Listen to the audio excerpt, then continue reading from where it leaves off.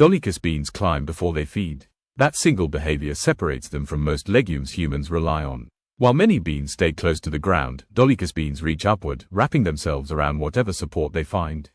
This climbing instinct shaped their role in agriculture, culture, and survival.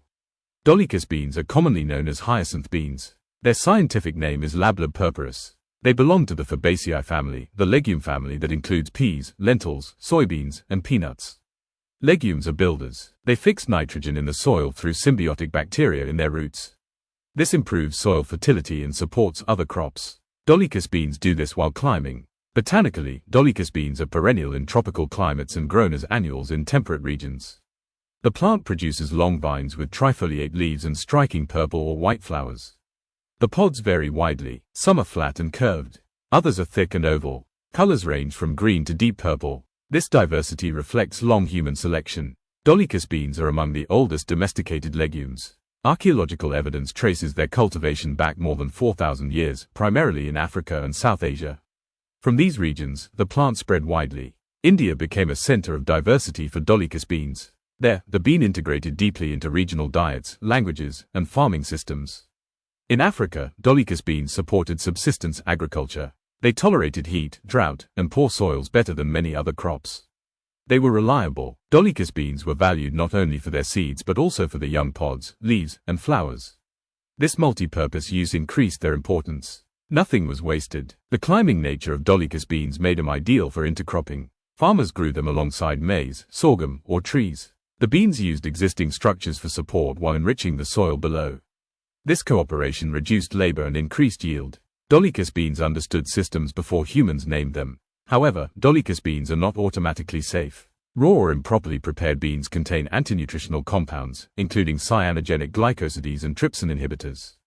These compounds protect the plant. They require human knowledge to neutralize. Traditional cultures developed preparation methods. Soaking, boiling, fermenting, and discarding cooking water removed toxins. This knowledge was essential. Dolichos beans demanded respect. Nutritionally, Dolichos beans are rich in protein, complex carbohydrates, dietary fiber, iron, calcium, and B vitamins. They provided essential nutrients in plant-based diets. Their protein content made them especially valuable. But unlike modern industrial legumes, Dolichos beans were not standardized. Varieties differed in taste, texture, and toxicity levels. Local knowledge guided selection. In Indian cuisine, Dolichos beans appear under many names. They are used in curries, stews, stir-fries, and fermented preparations. Spices play a critical role. Spices not only enhance flavor but also support digestion and reduce bitterness. This pairing evolved intentionally. Dolichos beans are not bland. They have a distinctive earthy, slightly bitter flavor when mature. Young pods are milder. This allowed the plant to be harvested at different stages depending on need. In Africa, Dolichos beans were boiled, mashed, or dried for storage. In some regions, they were famine foods, eaten when other crops failed. This association with survival influenced their reputation. Foods that save lives rarely receive prestige. As global agriculture shifted toward a few high-yield legumes, Dolichos beans lost prominence. Soybeans, common beans, and peanuts became dominant. Dolichos beans were sidelined. They were harder to mechanize. Their climbing habit complicated harvesting. Their preparation required knowledge. Industrial systems prefer simplicity, but the plant did not disappear. Dolichos beans persisted in small farms, home gardens, and traditional cuisines. They survived where cultural memory survived. Ecologically, Dolichos beans remain valuable. They tolerate heat stress and irregular rainfall. They fix nitrogen efficiently. They provide ground cover and vertical growth. They are climate resilient by nature. As climate instability increases, crops like Dolichos beans gain renewed relevance. They are already adapted. From a sensory perspective, Dolichos beans challenge expectations. They are not immediately comforting. They require seasoning, time, and technique. They reward effort. This relationship mirrors traditional cooking itself. Dolichos beans also blur categories. Are they vegetables, pulses, fodder, or cover crops? The answer is yes. They resist single definitions. In modern nutrition conversations, Dolichos beans are often overlooked. Yet they provide balanced macronutrients and micronutrients. They feed steadily, not explosively. Culturally, Dolichos beans represent adaptation. They moved with humans across continents, adjusted to new climates, and integrated into new food systems.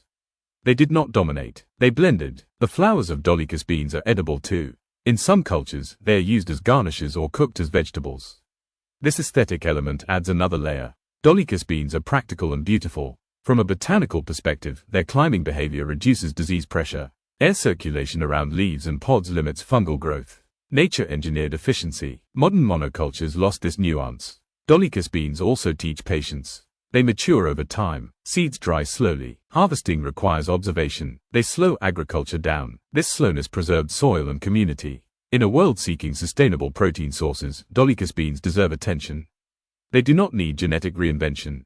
They need reintroduction. Dolichos beans challenge the idea that progress means replacement. Sometimes progress means remembering what already worked. They climbed while feeding generations. They fixed soil while feeding people. They demanded knowledge while offering nourishment. Dolichos beans are not forgotten because they failed. They were forgotten because they refused to simplify themselves. And now, as complexity returns to agriculture, they are waiting.